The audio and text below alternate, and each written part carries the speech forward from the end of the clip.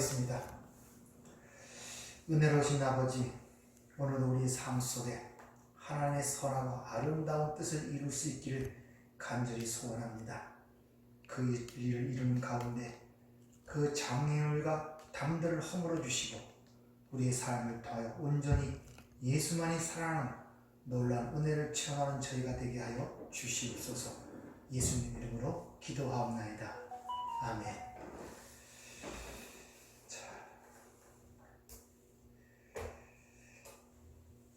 오전에 이어서 오후 시간도 하나님 주님께서 성령이 오시면 죄에 대하여, 의에 대하여, 심판에 대하여 세상을 책망하신다는 그 말씀을 갖고 우리가 은혜를 나누는 가운데 있습니다. 다시 한번 기억하는 의미로 죄에 대하여는 바로 예수를 믿지 않는 것이 죄라고 하고, 또 의에 대하여는 내가 아버지께로 가는 것이 의라고 주님께서 친히 말씀하시죠. 내가 아버지께로 가는 것이 왜 의냐? 그래서 하나님이 세상이 죄인으로 정죄하여 죽인 그 예수를 다시 살리시고 하나님께로 돌아가는, 즉 하나님이 받아들이시는 그 일을 통하여 예수만이 의로운 자라는 사실을 인정한 것이기 때문에 바로 내가 아버지께 가는 것이 의라고 주님 그렇게 말씀을 드린다는 것을 여러분에게 말씀을 드렸습니다. 자, 그럼 세 번째, 심판에 대하여는 이 말이 무슨 말인가 한번 생각해 보도록 하겠습니다. 11절을 보면 심판에 대하여라 함은 이 세상 임금이 심판을 받았습니다. 이렇게 이야기를 합니다. 이 세상 임금이라는 것은 세상 권세 잡은 자를 이야기를 합니다. 즉 예수님께서는 바로 이 세상 권세 잡은 자에 의하여 죽임을 당하셨죠. 그런데 하나님께서 그를 죽은 자 가운데서 다시 살리심으로 말미암아 하나님의 아들이심을, 즉 세상에 하나님의 아들을 죽였음을 온 세상에게 확증하고 선포하셨다는 것입니다. 로마서 1장 4절을 보면 성결의 영으로 죽은 자들 가운데서 부활하사 능력으로 하나님의 아들로 선포되셨으니 곧 우리 주 예수 그리스도니라, 이렇게 얘기를 합니다. 자, 그러면 하나님의 아들이 죽였다면 이 세상에 남은 일이 뭐겠습니까? 심판밖에 없다는 것이죠. 그래서 이 세상 임금이 심판을 받았습니다. 이렇게 지금 이야기를 하고 계시는 것입니다. 누가복음 20장이나 마가복음 12장, 마태복음 21장에는 악한 포도원 품꾼의 비유가 있는데 거기서 바로 이 말씀을 하고 계시는 것입니다. 여러 번에 걸쳐 그 종들을 보내고 마지막으로 그 사랑하는 아들을 보냈는데 그 아들까지 죽였다는 것입니다. 그래서 묻죠. 마지막으로 할 일이 무엇인가? 그것은 바로 그 주인이와 이 포도원을 진멸하고 이 포도원을 다른 사람에게 주는 것이라고 그렇게 주님이 설명하시는 것을 보고 여러분이 잘 아실 줄 믿습니다. 따라서 우리가 이 땅에서 심판을 받는 것은 인간의 행위에 따라 심판을 받는 것이 아니라 예수가 그 심판의 기준이 된다는 사실을 여러분이 명확하게 인식하고 계셔야 됩니다.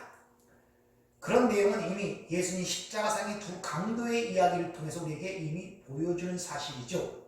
두 강도는 행위로 구원을 받는다면 둘 다 절대 구원을 받지 못하는 자들입니다. 그럼에도 불구하고 한 강도가 하나님에 의하여 구원을 받는 사건을 통하여 그 모든 것은 심판의 기준이 예수로부터 시작이 되고 예수가 기준이 된다는 사실을 우리에게 명확하게 보여주는 사건이 바로 십자가의 두 강도의 사건임을 우리가 알아야 된다는 것입니다. 결국 예수를 믿지 않는 것은 하나님의 심판 아래 있다고 성경은 이야기하고 있습니다. 요한복음 3장 18절을 보면 그를 믿는 자는 심판을 받지 아니하는 것이요 믿지 아니하는 자는 하나님의 독생자의 이름을 믿지 아니하므로 벌써 심판을 받은 것입니다. 호대 already 이미 심판을 받은 것이라고 그렇게 이야기를 하고 있는 것을 볼 수 있습니다. 이와 같이 예수님께서 세상에 의하여 심판을 받고 죽임을 당한 것 같이 예수와 연합된 저와 여러분도 역시 세상으로부터 당하는 모습으로 살아갈 수밖에 없음을 성경은 우리에게 일러주고 있는 것입니다. 그래서 성경은 어린 양이 어디로 인도하든지 따라가는 자라고 그렇게 성도를 이야기하는 이유가 바로 거기 있는 것입니다. 그것이 마치 세상에서 지는 모습으로 보일지는 모르지만 주님이 말씀하셨듯이 그것이 세상 임금이 심판받는 것이라는 사실을 우리는 기억을 해야 됩니다. 세상은 절대 하나님의 백성, 성도를 이길 수가 없음을 선언하는 내용이기도 하다는 것입니다. 바로 이것이 심판에 대한 예수님의 고소인 것입니다. 그래서 요한복음 16장 33절을 보면 세상에서 너희가 환난을 당하나 담대하라 내가 세상을 이겼노라 이렇게 말씀하시는 것을 우리가 볼 수 있죠. 이와 같이 죄의 심판은 다 십자가를 기준으로 설명이 된다는 것을 아셔야 됩니다. 요약을 하자면 죄에 대하여 의에 대하여 심판에 대하여 책망하신다는 것은 그리스도 예수의 십자가를 잣대로 하여 그 십자가의 보혈을 의지하고 믿는 이들은 무죄로 의로운 자로 심판을 받지 아니하는 자로 하나님이 인정하시지만 반대로 그 예수 그리스도의 보혈을 의지하지 않는 자들은 바로 그들 자신의 삶을 의지하고 자신의 행위와 공로와 수고와 업적들을 자랑하는 자들은 그것으로 인하여 심판을 받게 된다는 사실을 우리에게 그렇게 일러주고 있는 것입니다. 이같이 하나님께서는 심판이 무엇이고 의가 무엇이고 죄의 무엇이고 하나님의 백성들에게 깨닫게 하시기 위하여 바로 보혜사 성령 진리의 영을 우리 가운데 보내셔서 예수의 기준으로 심판하는 것이 무엇인가를 당신의 백성들에게 가르치고 있는 것이 바로 신앙생활이라는 것을 여러분이 분명히 아셔야 됩니다. 그래서 바로 이 정죄받을 세상 속에 있는 당신의 백성들 속에 남아있는 아직도 죄에 오염된 잔재들을 바로 하나님께서 성령을 통하여 그걸 드러내시고 고소 고발함으로 말미암아 너희가 바로 거기로부터 구원받았음을 우리에게 가르치고 그로 인하여 그 은혜를 찬송케 하는 것이 바로 성령이 우리 안에 오셔서 하시는 일임을 지금 우리에게 일러주는 것입니다. 쉬운 말로 주님이 이렇게 말씀하시죠. 요한복음 14장 6절 내가 길이요 진리요 생명이니 나로 말미암 자는 아버지께로 올 자가 없느니라. 이 내용을 지금 성령께서 우리 안에 들어와 그걸 가르치고 계시다는 사실인 것입니다. 이런 것들을 우리가 안다면 바로 예수가 유일한 길이고 유일한 생명이며 유일한 진리임을 깨달아 오직 예수 그리스도만을 중심으로 하여 살아가는 삶으로 우리의 삶이 변화될 수밖에 없는 것입니다. 자, 그러면 우리가 성령께서 우리 안에서 그런 말씀을 하신다면 한번 질문을 드려보죠. 여러분들에게 지금 여러분 성령에 의하여 책망을 받고 계십니까? 주님만을 사랑하지 않는 그 죄에 대하여 성령으로부터 책망을 받고 계십니까? 아니면 보이지 않는 영원한 세상을 바라보고 소망하는 것이 아니라 보이는 것들을 소망하며 살아가는 여러분의 삶에 대하여 지금 성령이 책망하심을 여러분 알고 계십니까? 만약 여러분이 그런 책망을 받지 않고 살아간다면 여러분은 성령과 함께하는 삶이 아님을 여러분들이 아셔야 됩니다. 그 거룩한 영, 성령이 내 안에 오셨는데 내 안에 불로 가득 찬 내가 그 성령에 의하여 책망을 받지 않는다면 이것은 말도 되지 않는 것입니다. 따라서 성도는 끊임없이 양심에 의하여 고발이 될 뿐만 아니라 성령에 의하여 고발을 당한다는 사실을 여러분의 삶 속에서 항상 생각하시고 그것을 인지를 하셔야 한다는 것이죠. 이렇게 양심에 의하여 성령에 의하여 고발될수록 우리는 내 자신을 부인할 수밖에 없고 하나님이 값없이 주시는 그 은혜, 즉 예수 그리스도의 십자가의 공로만 의지할 수밖에 없는 삶으로 나아갈 수밖에 없다는 것입니다.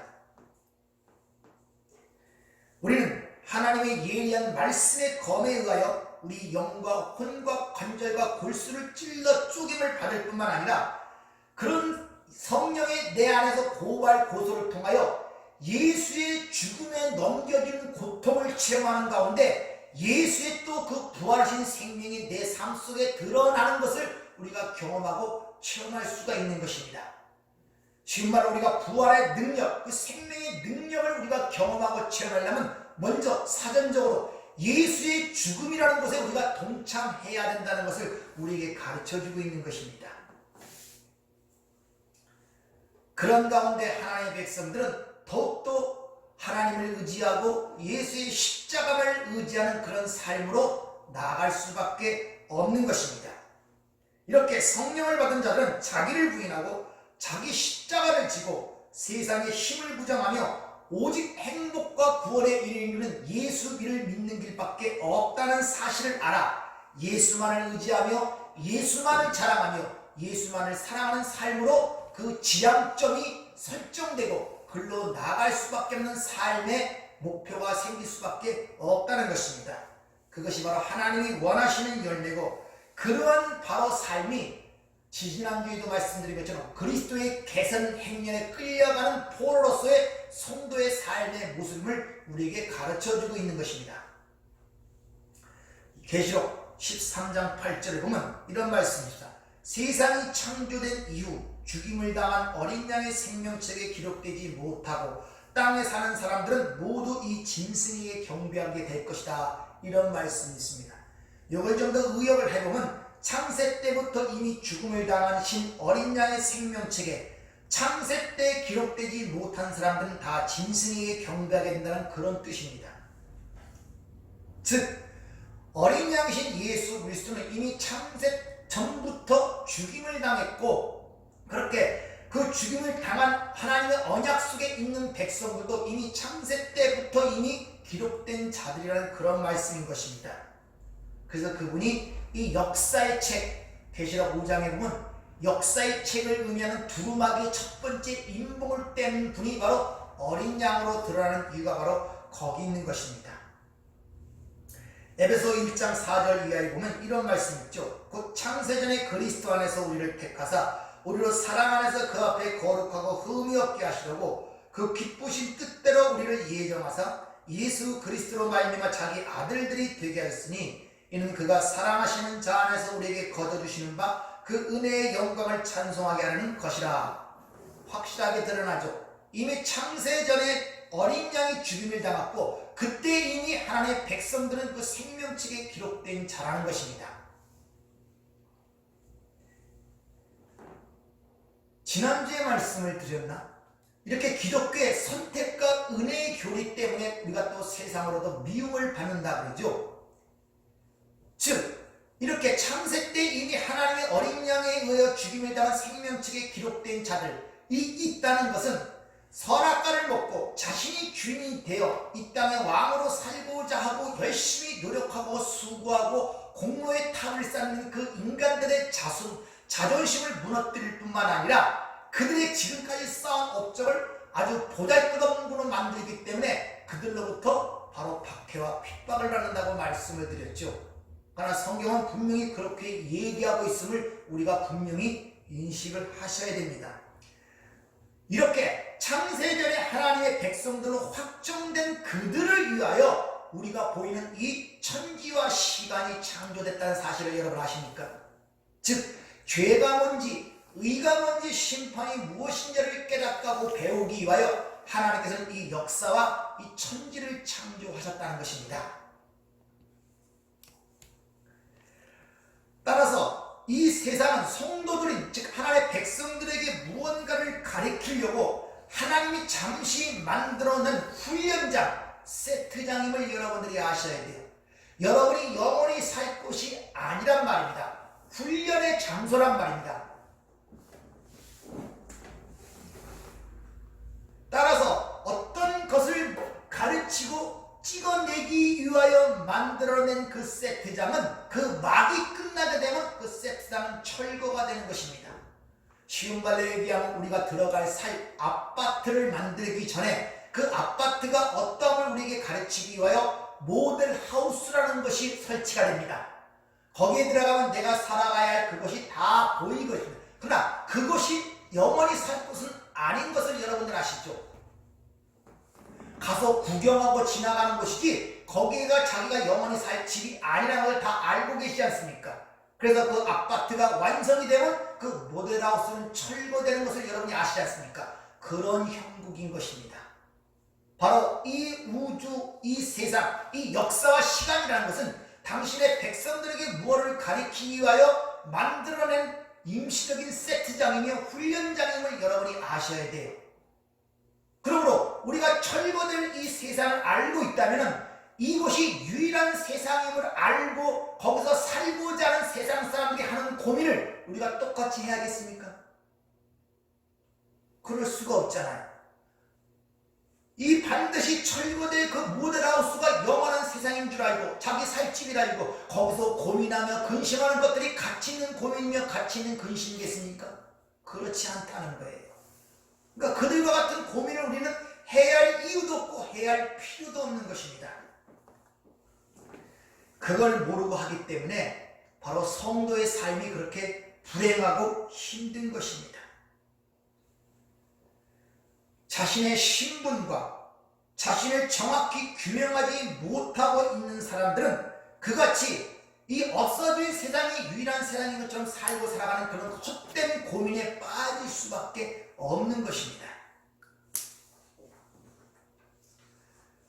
하나님 나라의 자녀, 하나님 나라의 백성으로 잠시 이 세상에 무엇을 배우고자 내려와 사는 하나님의 백성들이 이 세상의 힘을 근거로 하여 잠시 없어질 이 철거될 이 세상의 것들을 인하여 행과 불행이 좌우되고 거기서 좌지우지 된다면 어찌 이 세상 사람과 우리가 다르다고 할 수 있겠냐는 것이죠. 따라서 잠시 후에 없어질 이 세상 것에 잠시 좀 없어도 괜찮습니다. 좀 모자라도 괜찮아요. 좀 고생스러워도 괜찮습니다. 따라서 하나님의 백성들은 잠시 없어질 이 세상의 문제로 인하여 고민하고 생각하는 것이 아니라 골로새서 3장 있는 말씀처럼 위의 것을 생각하셔야 돼요. 하나님 나라의 일로 고민을 해야 된단 말입니다. 없어질 모델 하우스 때문에 고생하는 것이 아니라. 그래서 골로새 3장 1절에서부터 2절을 보면 그러므로 너희가 그리스도와 함께 다시 살리심을 받았으면 위의 것을 찾으라. 위의 것을 생각하라. 거기에 그리스도께서 하나님 우편에 앉아 계시느니라. 위의 것을 생각하고 땅의 것을 생각하지 말라. 이렇게 이야기를 합니다. 따라서 하나님의 백성인 성도는 이 세상에서 똑같은 상황 속에서도 하나님 나라의 백성다운 삶의 해석을 할 줄 알아야 돼요. 세상 사람처럼 똑같이 보고 똑같이 생각하는 것이 아니라 바로 그 일을 돕기 위하여 보혜사 성령님이 오셨기 때문에 그 이름이 또 다른 이름으로 진리의 성령이라고 그렇게 성경은 우리에게 일러주고 있는 것입니다. 우리도 주님이 떠난다고 하니까 근심하는 이 제자들처럼 우리도 역시 같은 일을 생각합니다. 이 땅에서 자주 기적적인 일이 일어나서 우리의 문제들을 해결해주고 우리의 소원을 이루어지게 하는 것을 기대하며 살아가는 많은 면들이 우리 안에 있다는 사실을 여러분들이 아셔야 됩니다. 주님과 함께 있을 때는 제자들이 아무 걱정 없어요. 먹고 마시는 문제부터 사람들의 공격부터 모든 걸 막아주시고 모든 문제를 해결해 주셨습니다. 근데 지금 주님이 떠나신다고 하니까 제자들이 지금 근심하는 거예요. 그런데 오늘 본문 말씀을 잘 읽어보면은 그것이 주님이 떠남으로 말미암아 주님을 사랑하는 마음에서 근심하는 것이 아님을 우리에게 가르쳐주고 있습니다. 주님이 이렇게 얘기하죠. 5절을 보면 지금 내가 나를 보내신 이에게로 가는데 너희 중에 나더러 어디로 가는지 묻는 자가 없고 이렇게 합니다. 제자들이 주님이 어디로 가는지 묻는 적이 없었습니까? 앞에서 보면 있었어요. 요한복음 13장 36절을 보면 시몬 베드로가 이래 주여 어디로 가시나이까? 베드로 그렇게 물었고 14장에 보면 도마도 역시 주님 어디로 가십니까? 묻는 내용들이 기록되어 있어요. 근데 주님이 물으신 적이 없다고 얘기하죠. 무슨 말이냐? 너희들이 지금 묻는 이유는 내가 어디로 떠나가서 사랑하는 마음으로 그 이별 때문에 고통스러워서 묻는 것이 아니라 내가 없음으로 말미암아 너희들이 어떤 불이익이 끼칠까봐 염려하는 가운데 어디로 가냐 묻는다 이런 말이에요. 자, 이런 것들을 보면 우리 삶이 다시 한번 돌이켜보는 그런 생각들을 하셔야 됩니다. 즉 제자와 함께 있었을 때는 주님이 모든 걸 막아주시고 문제를 해결해 주시는데 이제 주님이 떠나면 우리의 문제를 누가 해결해 주시고 누가 그런 걸 막아주실까? 이런 불안과 불이익 때문에 그들이 바로 근심하고 있다고 지금 지적하고 있는 것입니다. 그래서 내가 너에게 떠남으로 말미암아 실상을 말하노니 그것이 너에게 유익이라 진리라고 그렇게 말씀하시는 거예요. 실상 알렉데이안 진리를 얘기하는 거예요. 이렇게 이 제자들처럼 우리도 이 세상에서 부귀영화, 성공, 영광 이런 번영에만 온통 관심을 쏟고 있다는 것입니다. 심지어 이 제자들이 어떠했냐 하면은 누가복음 22장에 보면 십자가를 앞두고 마지막 유월절 만찬을 하는 가운데도 누가 크냐 이렇게 다툼하는 모습이 아주 거기에 적나라하게 기록이 돼 있어요. 성경은 분명히 하나님의 백성들이 믿음으로 사는 자임을 우리에게 가르쳐주고 있습니다. 그리고 이 인생의 끝, 역사의 끝을 알고 있는 것이 성도입니다. 우리는 인생의 끝이 어떻게 될 것인지, 역사의 끝이 어떻게 될 것인지 잘 알고 계시는 분들 아닙니까? 따라서 성도는 이 세상의 상황과 사실들에 대하여 그걸 대하는 자세와 태도가 달라야 된다는 거예요. 결국을 알고 있는 자와 모르는 자의 삶이 어떻게 같을 수가 있냐는 것이죠. 그럴 수가 없는 것입니다. 따라서 성도는 이 세상에서 똑같은 사실과 상황을 접하면서 세상 사람과 다르게 그거 현실일수를 다르게 해석할 수 있는 능력을 갖고 있단 말입니다. 한 예를 들어보죠. 요셉이 형들의 미움을 받고 노예로 팔려가고 종으로 팔려가고 또 옥에 갇히는 엄청난 고통과 그런 여정을 겪는 것을 우리가 볼 수 있죠. 근데 우리가 알다시피 그것은 애굽의 총리가 되기 위한 하나의 과정이 있으며 그 모든 과정이 하나님의 섭리에 있었다는 사실을 요셉이 알고 있었다면 요셉이 그런 과정을 겪으면서 그렇게 고통스럽고 힘들고 어려웠겠습니까? 아니죠. 왜? 결론을 알고 있기 때문에 마찬가지입니다. 여러분들이 이 내 인생의 마지막과 이 세상의 마지막을 여러분 그 결과를 알고 계시다면 여러분이 결론을 알고 계시다면 우리가 지금 이 세상에 살아가는데 닥치는 모든 상황과 사실들을 어떻게 해석해야 되겠습니까? 오직 유일하게 철거될 이 세상만을 본향으로 삼고 목적으로 사는 그들과 똑같이 보고 똑같이 반응하겠습니까? 그럴 수가 없다는 것입니다.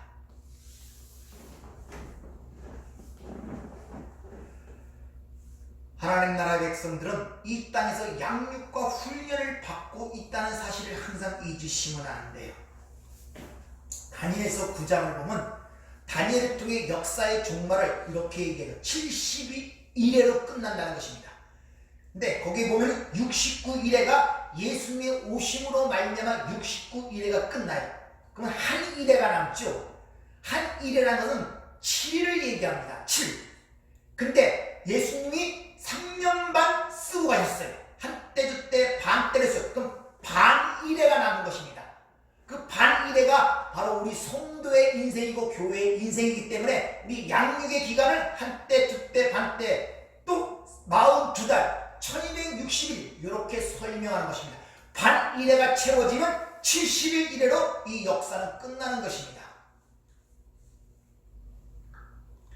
우리는 이미 결론을 알고 있는 자로서 이 현실을 대할 때마다 세상 사람과 다르게 해석하고 다르게 바라보고 다르게 반응해야 된다는 것을 여러분이 아셔야 돼요. 그치? 요셉이 그 어려운 여정과 연단의 과정이 애굽의 총리가 되기 위한 과정이었고 그 모든 뒤편에 하나님의 섭리가 있었구나를 아는 것처럼 우리가 내 인생 속에서도 마찬가지예요. 하나님 나라의 왕자로서 하나님 나라의 백성으로서 의의 나라의 상속자로서 하나님 나라의 상속자로서 그 되기 위한 여정 속에 일어나는 일들이고 그 모든 일들 뒷면에는 하나님의 섭리와 하나님의 함께하심 동행하심이 하고 있다는 사실을 여러분이 인정을 하셔야 된단 말입니다. 그럼 그런 인정을 하신다면 그런 결론을 알고 있다면 여러분이 닥치는 모든 문제들이 어찌 기쁨과 감사함으로 다가오지 아니하겠냐는 것이죠.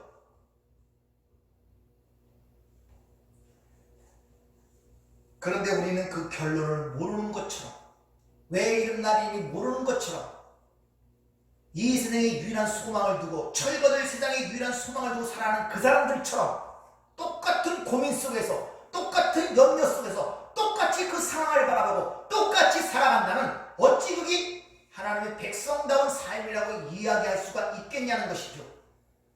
그래서 이 말을 너희에게 하는 것은 그때를 당하면 그 말이 기억나게 하여 실족하지 않기 위함이며 너희 안에 기쁨을 충만하게 하기 위함이며 내 안에서 평안을 누리게 하려 함이니라. 이런 말씀이 반복되는 것입니다. 이 말을 하는 것은, 그래서 진리가 아니면 자유로울 수가 없어요.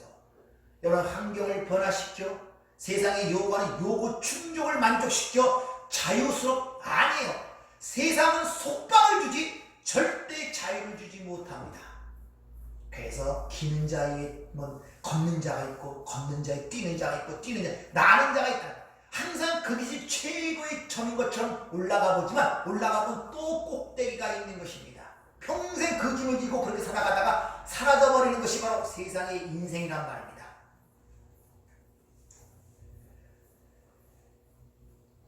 지금 주님께서 승천하시고 약속대로 성령을 우리에게 주셔서 성령이 우리 안에 내주하고 계세요. 그래서 예수를 주라 시인할 수 있는 것은 성령이 아니고는 할 수가 없어요. 하나님을 아버지라 부를 수 있는 것은 성령이 아니면 할 수가 없어요. 그러니까 여러분들 예수를 주라 시인하고 하나님 아버지라고 부르고 있다면 여러분 안에 성령이 지금 내주하고 계시다는 증거란 말입니다. 그러면 그 성령께서 주님 말씀대로 우리 안에 지금 내주하시면서 어떤 일을 하고 계시냐? 바로 죄에 대하여, 의에 대하여, 심판에 대하여 우리를 가르치고 고소 고발함으로 말미암아 너희가 이런 데로부터 구원받은 거예요. 우리가 생각하고 판단하는 모든 기준을 헐어내버리고 오직 모든 생각을 사랑과 그리스도의 복종케 함으로 말미암아 우리의 유일한 소망과 희망과 살 길은 예수밖에 없다는 걸로 결론을 나게 만드시는 것이 성령이 하시는 일이란 말입니다. 뒷부분에 가면 나오겠지만, 그래서 성령이 내 영광을 갖고 나를 가르친다 그러죠. 따라서 우리가 첫 창조 때 나타난 선악과가 다시 없는 새하늘과 새 땅에 들어갈 때 선악과가 필요가 없는 것입니다. 왜? 이 땅에서 이미 그것을 깨닫고 가기 때문에. 그래서 요한계시록 21장에 보면 새하늘과 새 땅에 선악과가 없는 이유가 바로 거기 있는 것입니다. 따라서 우리는 이 세상을 살아가면서 우리의 소망이 무엇인가를 잘 깨달아야 돼요. 우리의 소망. 저와 여러분의 소망이 무엇입니까 도대체? 무엇을 소망으로 태어납니까? 아직도 땅 평수와 몸에 두르는 금, 은, 귀공술이 여러분의 소망이고 희망이 되고 그것이 삶의 행복으로 삼고 계십니까? 오전 전에 말씀드린 것처럼 예수 외에 행복이 없다는 사실로 결론을 만들기 위하여 성령이 우리 안에 내주하시는데 그렇다면 여러분은 지금 성령과 동행하는 삶이 아니라는 것을 나타내는 거예요. 성령은 그런 것들을 계속 예리하게 말씀의 검을 통하여 내 양심을 통하여 우리 안에 그것들을 걸러내시고 있는 거예요. 따라서 우리는 이 땅에 살면서 어떤 업적을 만들어내거나 어떤 공로를 쌓는 것에 힘을 쓰는 것이 아니라 잘 배우시면 되는 거예요. 배우시면 되는 거예요. 뭐든지 그걸 통해 하나님의 뜻을 배웠다면 그것이 여러분에게 유익이란 말입니다. 질병도, 가난도, 고통도. 그래서 평생 동안 남에게 악한 짓만 한 십자가의 강도가 그걸 통해 뭘 깨달았습니까? 나는 죄인이고 예수는 의인이라는 사실을 깨달았어요. 그럼 그 인생이 헛되지 않은 인생을 사는 거예요. 그래서 그가 낙원에 가게 되는 것입니다. 여기서 세상에 만들어 놓고 기준한 어떤 공로나 업적에 의하여 그 사람이 삶의 판단이 되지 않는다는 것입니다. 다시 한번 우리의 모든 판단은 우리의 행위에 있는 것이 아니라 뭐에 대해 기준이 된다고요? 예수가 기준이 되는 거예요. 예수가. 지옥 가는 것도 예수를 믿지 않기 때문에 지옥 가는 것이고 왜 지옥 가느냐? 예수가 오직 예수만이 옳다고 인정하지 않기 때문에 지옥 가는 것입니다. 그리고 자신의 공로와 업적을 내놨기 때문에 그게 심판의 근거가 되는 것입니다. 하나님은 우리 안에서 여지없이 그런 문제들을 지금 갈라내시고 있다는 사실을 잘 기억하시길 바랍니다. 여러분들이 잘 배우시면 돼요. 세상에는 어떤 것도 우리가 취할 것이 없습니다. 다 우리를 배우기 위하여, 가르치기 위하여 하나님이 주시는 교보제들이라는 사실을 기억하세요. 그리고 이 역사, 이 천지창조가 일어난 이 세상은 바로 하나님의 백성들을 가르치기 위한 훈련장이며 세트장임을 항상 기억하세요. 훈련이 끝나면 모든 것이 사라집니다. 그래서 우리가 이 땅에서 모든 훈련이 끝나고 하나 했을 때 모든 것이 사라지는, 심지어 이 갖고 있는 육신 자체도 하나의 장막도 사라지는 것입니다. 이것도 하나님이 우리에게 주신 교육의 교보제이기 때문에, 그리고 이것으로는 하늘나라에 가지 못하기 때문에 육신을 입고 가야 되는데, 그래서 바로 예수님께서 다시 신령한 육체를 입고 하늘나라에 입성한 첫 열매가 되신 것입니다. 저와 여러분이 이런 소망 가운데 사시기를 주의로 부탁을 드립니다. 기도하겠습니다. 은혜롭고 자비로우신 아버지, 잘 배우는 저희가 되게 하옵소서. 이 세상은 우리의 본향이 아님을 깨닫게 하옵소서. 잠시 배우는 훈련장이며 세트장임을 저희들을 알게 하옵소서. 그러므로 헛된 것에 우리가 고민하지 않게 하시고 위의 것을 생각하고 위의 것을 차라는 것처럼 이 땅의 것이 아닌 하나님 나라의 일로 고민하며 생각하는 지혜로운 삶이 될 수 있도록 저희들을 축복하여 주시옵소서. 예수님 이름으로 기도하옵나이다. 아멘.